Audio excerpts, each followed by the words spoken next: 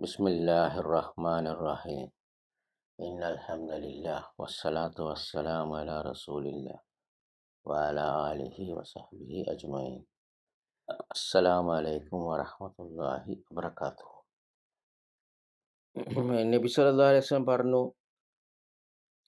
മൻ റആ മിൻകും മുൻകറൻ ഫൽ യുഗയ്യിർഹു ബിയദിഹി ഫഇൻ ലം യസ്തതി ഫബിലിസാനിഹി ഫഇൻ ലം യസ്തതി ഫബിഖൽബിഹി വദാലിക അദ്അഫുൽ ഈമാൻ.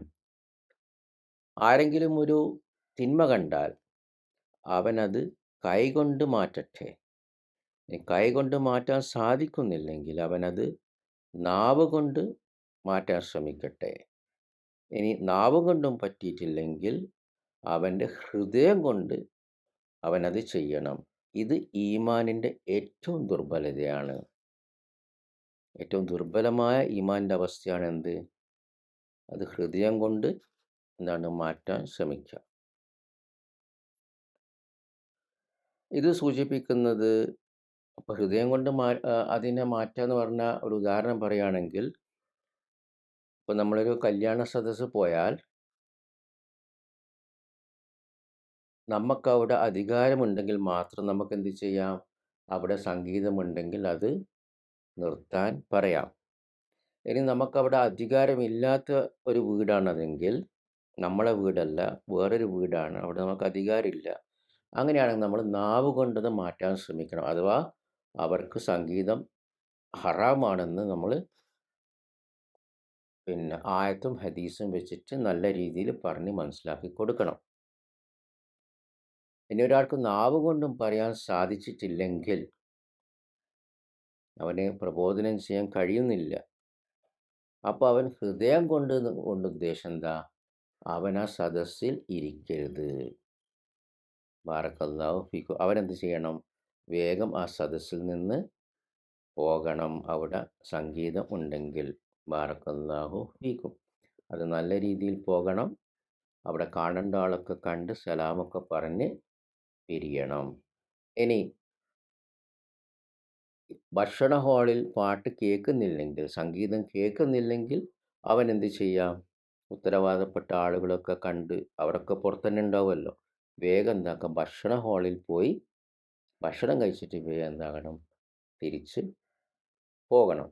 ബാറക്കല്ലാഹു ഫീക്കും. പക്ഷെ ഭക്ഷണ ഹാളിൽ പാട്ട് കേൾക്കുന്ന അവസ്ഥയാണെങ്കിൽ അവൻ വേഗം ഉത്തരവാദിത്തപ്പെട്ട ആളുകളൊക്കെ കണ്ട് വേഗം എന്താകണം?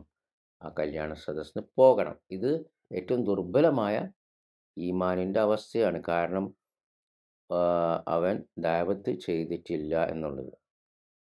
ദഅവത്ത് ചെയ്തിട്ട് അവർ അംഗീകരിച്ചിട്ടില്ലെങ്കിലും എന്ത് ചെയ്യണം? അവൻ ആ സദസ്സിൽ നിന്ന് പോകണം, അവിടെ സംഗീതം കണ്ടാൽ. ഇനി ആദ്യമേ നമുക്കറിയാം അവിടെ സംഗീതമുണ്ട് എന്ന്, കല്യാണത്തിന് സംഗീതം ഉണ്ടാകാൻ പോകുന്നു എന്ന് ആദ്യമേ അറിയുമെങ്കിൽ, നമ്മൾ ആ കല്യാണത്തിൻ്റെ 1-2 ദിവസം അവരുടെ വീട്ടിൽ പോയി കാര്യങ്ങൾ വിശദീകരിക്കുക. ഞാൻ എന്തുകൊണ്ട് വരുന്നില്ല, അവർക്കൊരു സമ്മാനം, ഗിഫ്റ്റ് കൊടുക്കുക, അവർക്ക് കല്യാണമൊക്കെ നല്ല രീതിയിൽ നടക്കാൻ വേണ്ടി ദുആ ചെയ്യുക. കാരണം ഇവർ നമ്മളെ കുടുംബമാണ്. സംഗീതത്തിൽ പങ്കെടുക്കാതിരിക്കുക അതിൻ്റെ അർത്ഥം കുടുംബബന്ധം തകർക്കുക എന്നല്ല. ബാറക്കല്ലാഹു ഫീക്കും. അപ്പോൾ നമുക്കിത് പറ്റൂല, ഇത് അല്ലാഹു റസൂലിന് നമുക്ക് ധിക്കരിക്കാൻ പറ്റൂല. ഇത് അല്ലാഹു റസൂൽ പറഞ്ഞതാണ്, സംഗീതം ഹറാമാണ് എന്ന രീതിയിൽ, സംഗീതം പാടില്ല എന്ന രീതിയിൽ പറഞ്ഞതാണ്. അതുകൊണ്ടാണ് നമ്മൾ കല്യാണത്തിന് വരാത്തത് എന്ന് നല്ല രീതിയിൽ പറഞ്ഞ് മനസ്സിലാക്കുക, തെളിവുകൾ പറയാം.